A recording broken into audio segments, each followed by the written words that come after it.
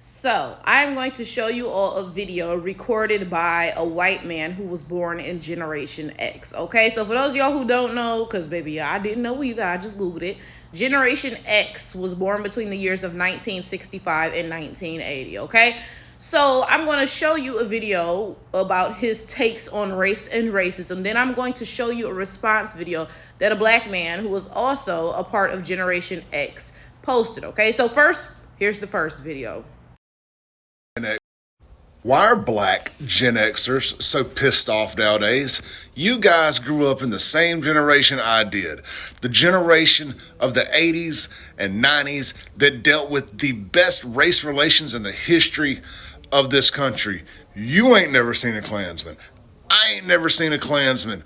What the hell are y'all so mad about? Why are you always claiming that everything is about white supremacy and racism? You know damn well it's not. You always got a scowl on your face, mad about something. You grew up in the 80s and 90s, again, just like I did. We grew up with Jordan on our walls, bumping Master P, Dr. Dre, Snoop, Tupac, East Coast, West Coast. Then we took it into the 2000s. We had Cash Money, back that ass up. You lived on my couch, I lived on yours. I ate dinner with your family, you ate dinner with mine. We worked together, we lived together, we went to school together. Again, I'm gonna ask you, what are you so angry about that ain't self-inflicted? Is it because Donald Trump came down that gold escalator? You cried, you told us he's racist, and we told you, no, he's not. Hey, we just went on y'all's 30 years of co-signing for him, telling us he wasn't racist. It's gonna take more than a because I said so to convince us. Come on, it ain't too late. Jump on the Trump train with me. I'll accept your apology. Why are... All right. That was a lot, but we're moving along, right? Now I'm going to show you the response that the black man made to this video. Why are black Gen Xers so pissed off nowadays? That's a good question. In 1988, my family and I had a 52-acre farm in Hillsdale County, Michigan. We were the only black people in the county. We raised animals, we had cows and chickens, and, we were living off the grid, basically. And then we had our house fire bombed. We were the only black people in the county. The next day, they said, when they put the fire out, they said, we can't tell if it was arson or not. Only the fire marshal himself can make that determination, and he won't be able to come out till tomorrow. So the next day, my dad went to go get some lumber so he can build up a fence between the tree lines so people can't just drive up on our property.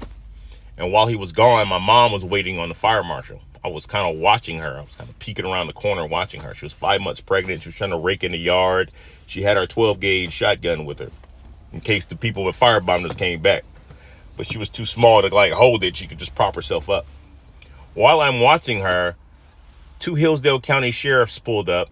They grabbed her. They reached around the gate and grabbed the shotgun, put it in the trunk, handcuffed her, and drove off with her. My dad came home with all this lumber. I ran out and told him what I saw. He left. He came back and said, yeah, they arrested your mom for felonious assault. He said she had the pew-pew up on her in the pocket of her shoulder pointing at vehicles as they drove up and down the road. I knew that was a lie. My mom was not like that.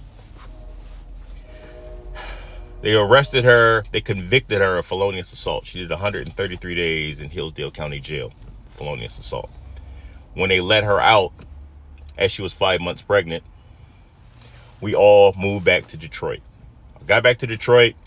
I absolutely hated it. I had nothing in common with anybody my age in Detroit. I'm just a farm kid. I was naive. And then I got a summer job. I got a job. I got a bike. It was the best feeling of freedom that I had since I was on the farm. I rode it everywhere. And I'm riding at night. And then I got robbed. Great. Now I hate this place all over again. So I got my check. I cashed it at the check cashing spot. I'm walking home. I'm paranoid. I had $222.13. I bust my ass and earned this money. I had my head on a swivel. I'm looking one way. I hear, hey, from the other direction. My heart started beating fast. I look, it's 2 cops. Whew. Start making me smile a little bit. Like, man, they don't know how bad they scared me. They walking up to me. I'm getting ready to say something. They gut checked me and doubled me over. And then they grabbed my arms and stood me up while I'm coughing and trying to catch my breath. They handcuffed me They take everything out of my pockets, my money, my keys, my wallet. They said, what the fuck is you smiling about? I can't even talk. I'm coughing. I'm trying to catch my breath. They put me in the back of the squad car. They called in the dispatch and gave my ID. Dispatch called back all clear. The officer said, you heard her. She said you had a warrant for $222.13. You gonna pay it here or you gonna pay it at the precinct? I said, I didn't do anything. He said, oh, you didn't hear me. She said, you have a warrant for $222.13. You gonna pay it right here or you gonna pay it at the precinct? Which one you gonna do? And I was mad, I was scared, I was frustrated, and I yelled. I didn't do anything. Officer jumped out the vehicle, got in the back seat with me, pulled out his pew-pew and stuck it in my neck and said, N-word, do you know I'll fucking blow your brains out right here? And I was frustrated, I was mad, I was terrified, and I was trying to keep that tear from dropping down my face, but I couldn't. And I hated that tear more than anything else. And I had to watch my breath and say, sir, I didn't do anything. He started laughing, looked at the cop in the front seat and said, well, you heard him. You're going to pay it at the precinct. They took me down there. It was Friday afternoon, about 5:30. They didn't fingerprint me. They didn't take no pictures. They just put me in the cell.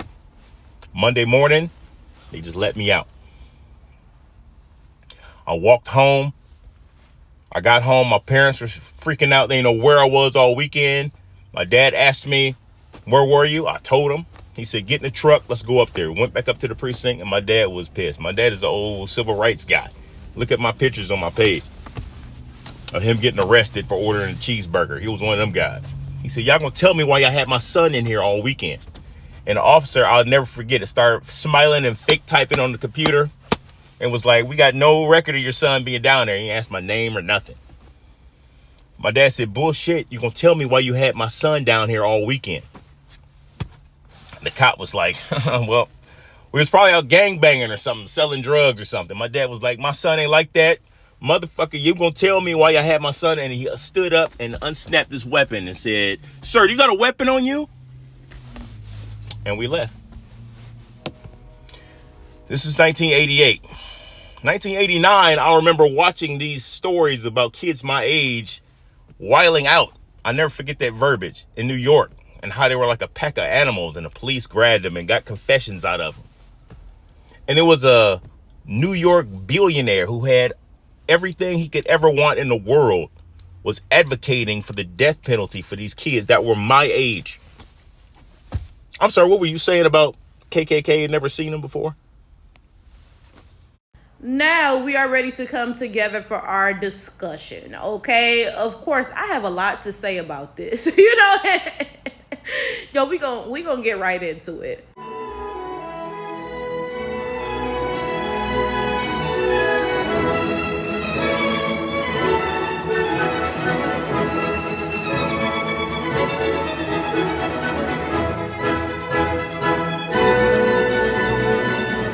The first thing that I'm going to address is the way that this white man approached this topic. Now, for the duration of this video, I will be referring to him as Chadsworth, okay? So you can tell from the way that Chadsworth spoke about this topic, he was not actually coming from a place of wanting to understand anything or anything like that, right? He was clearly coming from a place of trying to be funny, trying to play in our faces, for lack of a better expression, right? Because this is my thing that I say all of the time. This is what I say all of the time. You've probably heard me say this on YouTube before, okay? White people grow up in the same world as us. They live in the same they live in the same world, right? So there's no way that we're experiencing these things, but they don't know anything about it. You telling me that this black man, and I'm gonna call him Jerome, okay? That's a real black name, okay? You telling me that Jerome had these experiences at the hands of white people, but somehow white people insist that racism is not real and we just making this up. So you telling me that like none of y'all are racist or none of y'all know any racists, but somehow all of us have been victims of this racism? Like that doesn't make sense. Now, let me make it abundantly clear. I am not a Gen Xer, okay? I am a millennial, and I'm a very late millennial at that. I was born in 1996, that's the last year of millennial, so I'm pretty much a Gen Z too, okay? And I'm saying this for a reason. As somebody who's pretty much a Gen Z, I have firsthand accounts of racism that I can tell you, okay? So why would Chadsworth think that him being Gen X means that racism didn't exist anymore if black millennials and Gen Zers and Gen Alphas and whoever else still have firsthand accounts of racism? What are you talking about? Like, and then this is my thing. He talking about, yeah, home diggity. We had Michael Jordan posters on the wall. Okay, like what? So that means racism didn't exist? What are you saying? Like, then this is my thing. This is my thing. I would respect white people so much more if they would just be upfront with what they are saying. Just say you don't care about racism. Say, yeah, it existed and I didn't give a damn and I still don't.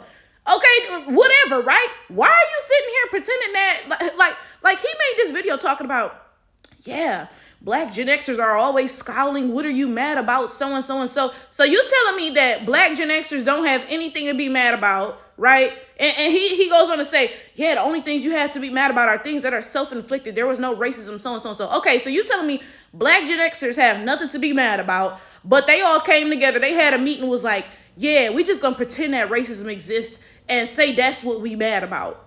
Are you kidding me, bro? Like, just say you don't care about racism and move the fuck along. Like, why do y'all be making these goofy ass takes? Chadsworth talking about, yeah, we had Michael Jordan posters on the wall. You think that means that racism didn't exist? Like, what, bro? And then this is the crazy thing. The crazy thing is that every single generation, white people insist that there is no racism in their generation, but yeah, the previous generations, they were racist, right? Like even during the civil rights movement, right? White people would be like, oh, we're not racist. You know, there's no more slavery. You know, we're not racist. At least we're not enslaved, y'all. But yeah, okay, like back during slavery, yeah, sure, it was a little racism or whatnot or whatever. Like, and then now this generation is saying we're not racist, but okay, yeah, back during the civil rights movement, it was a little racism or whatnot or whatever. Every single generation, white people insist that their generation does not have racism, but the generation before them, yeah, okay, yeah, there was some racism there, right? Like, what? Then this is the crazy part. They'll acknowledge the racism in previous generations, right? And even in those generations, those white people who even they will admit were racist took part in black culture, right? Like Elvis's whole claim to fame was still in black culture, and white people loved it because they love the beauty of our culture, but they hate us. So they didn't want to support black musicians. So they loved when a white musician stole our music and you know, just rebranded it, right? Even back then, white people were participating in black people's culture at every turn, no matter where you go. Like baby, take it back another 100 years. They was participating in ragtime and all this other stuff and so and yada yada yada, right? Despite how racist they were still able to look at us and say, oh, like, I like that. Let me take part in that, right? So this dude talking about, yeah, we had Michael Jordan posters on our walls. And all that means is that you see that I'm the bomb diggity, and I agree. You're correct, right? That doesn't mean that you're not still racist. You think listening to a black person song or hanging a basketball player's poster on your wall means that racism doesn't exist? Are you kidding me? Let me tell you about an experience I actually had on YouTube that was just like, it was just confirmation of what I already knew, right? So I had made some video and some white guy came under it and called me a jogger. Okay, so for those of you all who don't know, jogger is their way of saying the N-word with the hard R. Because, you know, if you say the N-word with the hard R, well, pretty much every website is going to flag it and not allow you to post that comment, right? So they say jogger as a joke about Ahmaud Arbery's death, right? Because he was murdered while he was jogging, okay? So this white guy came and commented under my YouTube video and called me a jogger. Okay, so I responded because, bitch, what I look like getting mad over some shit somebody said on the internet? Like, the fuck, right? So I responded. I was like, shit, my big ass need to go for a jog. Shit, I need to lose some weight, right? And this white guy responded, no, don't say that about yourself. He said, you're beautiful. I'm racist, and even I can tell that. I was like, what the hell? But I was not surprised by this because I have said before, a white person finding you attractive or dating you or having sex with you or having a biracial child with you or whatever does not mean that they are not still racist. Like, I say this all the time. I look good. Everybody knows I look good, whether it's black people, white people, Asian people, whatever. Them acknowledging that I look good doesn't mean that they're not racist. That just means that they have eyes, right? And I say this all the time. I say this all the time because white people will use, oh, I have a biracial child. They always call it a black child, but whatever. That's another story for another day, right? They'll say, oh, I'm married to a black man or a black woman, whatever. I can't be racist, right? How does that mean you can't be racist just because you having sex with a black person? Like, what are you saying, right? But I'm bringing that up. I'm bringing that up because it's the same mentality here. You was a fan of Michael Jordan, so you can't be racist. Michael Jordan was a great basketball player. Anybody could see that. How does you saying that mean that you're not racist? Like, what? Dan Chatsworth just randomly brings up Donald Trump. Like, what did that even have to do with the conversation? Literally, like, what are you talking about? What, right? But then the black guy responds, and he's like, yeah, this billionaire said something about some kids in New York who were acting up, whatever. Clearly, he's referring to the Central Park Five, right? The kids who were accused of raping some white girl and thrown in jail with no evidence and all that stuff. They spent, I forget how many decades in jail before they were finally let out because they was like, yeah, clearly y'all didn't do nothing, right? And Donald Trump, not I recall because I wasn't alive at the time, okay, but I recall the story, right? Donald Trump took out a newspaper ad like, oh yeah, I forget what he said, like, oh yeah, lock these kids up, so and so, whatever, right? And then, also Donald Trump got sued because him and his father didn't allow black people to buy their properties or rent their properties or whatever. So Chatsworth is talking about, yeah, you guys are mad at Donald Trump, dog diggity, and he's not even racist. What are you talking about? Like, again, these people are not rooted in any sense of reality. Like this happened. You know what Donald Trump did with the Central Park Five. You know about him being sued for racial discrimination in his housing practices and losing. So it was proven that him and his father were racist, right? You know all this, but you're still sitting here talking about, oh, black people are just mad at nothing, my home diggity. Again, I would respect white people so much more if they would just be honest and upfront. Just say, you know that racism exists and you don't give a fuck. Like, why are you sitting here acting goofball? In all seriousness, there is no point in even talking to these people. It's a waste of time because this is the reality of the fact. They, again, live in the same world as us. They see everything that we see. But white people have this thing, and I've said this before, white people and black people are very different when it comes to conflict, right? White people are very passive aggressive and beat around the bush. Very rarely do they confront things head on, whereas black people are more likely to confront something head on, right? That's why white people deem black people as aggressive and so and yada, yada, yada, because we handle confrontations and conflict more head on than they do, right? And the way they approach racism is just an example of this. Instead of them just, addressing it head on and say, yeah, like racism exists and I really don't care, right?